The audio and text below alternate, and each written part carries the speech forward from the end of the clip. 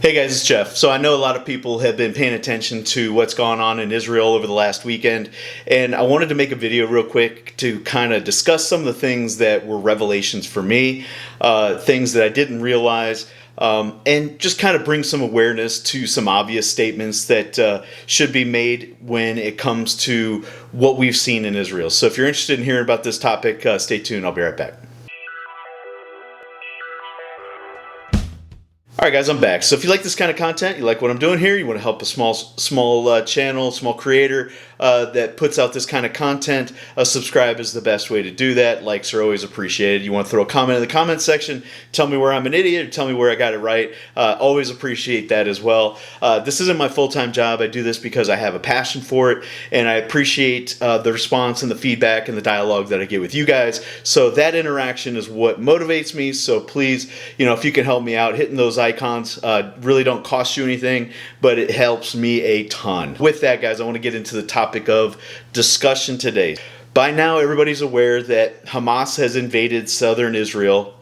It's roughly 1,000 casualties. I'm sure that number will continue to move around as some of the fog starts to lift. And some of the revelations that have come out about not necessarily how it happened, but how they were able to be so effective, these insurgents from Hamas, how they were able to be so effective and go so long unopposed and create so much tragedy for so many people in such a short period of time. And I think a lot of people, like myself included, were unaware of the gun control laws that are in Israel.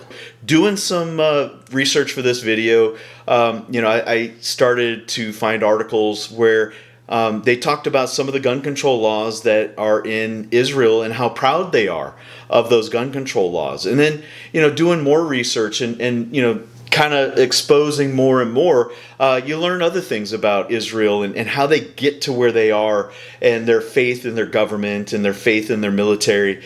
And I want to talk about all of those things. But I do want to start by saying I have personally been to Israel on multiple occasions. I've been to a lot of different countries, a lot in Europe. I've been to Africa, Middle East several times. I've been to Asia multiple times. And one thing that really stuck with me about the Israeli people was how welcoming and loving they are towards Americans. Now, a lot of them that live in Israel have dual citizenship. I'm not going to say, what percentage. I just know that a lot of the people that I came across usually were dual citizens from some other country, but they all had a fondness for the United States, right? So a lot of American speaking, a lot of English speakers, a lot of dual citizen American Israelis. I've known personally people whose family members have gone over to Israel to serve in their military. They have a conscripted military obligation for all 18 to 21-year-old males. Females, I think, have some involvement in that as well. I'm not going to go into this. This isn't a conscription video. But so there's a strong draw for the Jewish people to go and serve their country, to go back to Israel, to serve in their military, etc., from all over the country, or all over the world, rather. So I've known a lot of people that have gone and served in their military. I've met a lot of Israelis, great people. I have a strong bias towards the Israelis because of my personal experience with them. With that out of the way, one of the things that was most fascinating to me was how few people own guns in Israel. Now, there's probably a lot of reasons for that, but one of the reasons that really kind of struck me right off the bat, just kind of doing these kinds of videos for a while, is how Israel was formed out of a British kind of ownership of the land, right? After World War II, they created the Israeli state. It was a British territory or British-owned land there in where is now Israel and Palestine, and that whole area along the Mediterranean, the Eastern Mediterranean, was owned by the British, and so they gave up this land to become a nation, right? And I don't want to get into the politics. You guys can go and do your own research on this one if you really want to know. But there was the Palestinians and the Jews. The Jews accepted, Palestinians didn't, and on goes the war, right? But what was interesting about that was that it was formed out of Britain. And if you look at all of the other British colonies, a lot of these British colonies, in fact, all of them that I've ever experienced, all have very strict gun control laws. They all believe very heavily in their government, that their government can do no wrong, and they abdicate their personal responsibility to a governmental entity. The only exception to that rule is the United States of America. The United States of America fought a Revolutionary War and understood that the human right of self-defense is independent of what the government can do for you.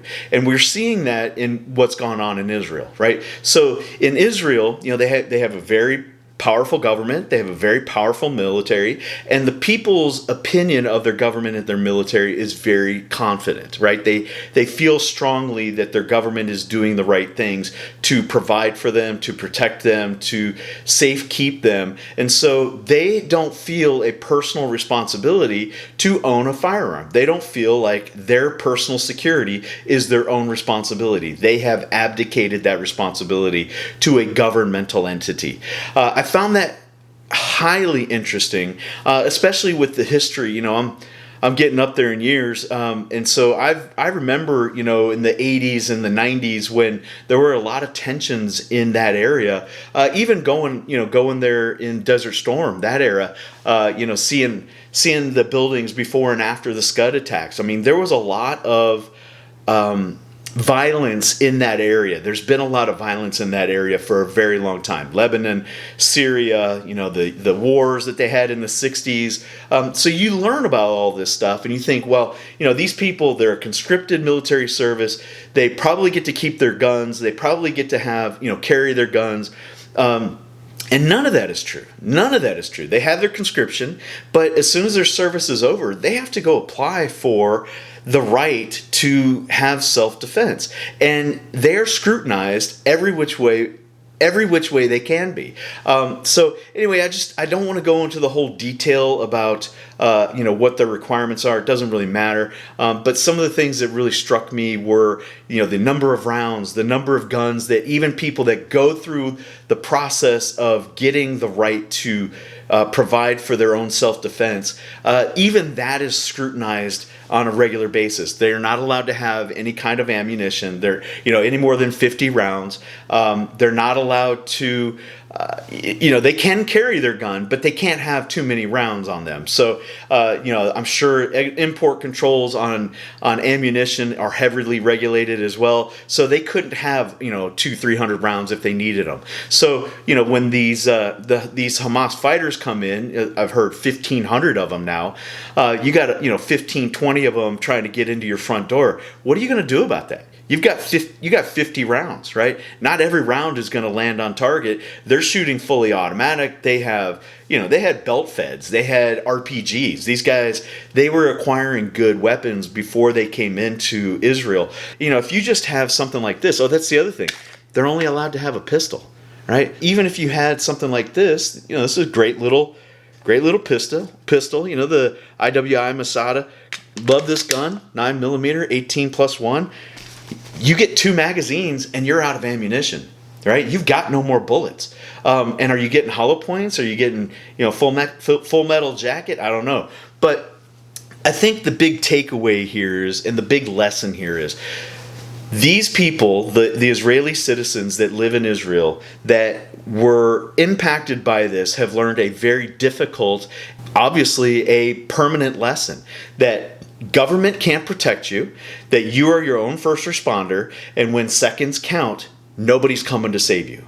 Anyway, I just want to leave you with that thought, guys. Don't give up your rights, right? Gun ownership is not a Second Amendment right. This is a human right. This is a civil right. Owning these products, these are just devices. These are just tools, right? They don't have any opinion. They don't have any mind of their own. And if the next best tool is a laser beam that shoots out of a pen, that is the device that I want to provide for my protection.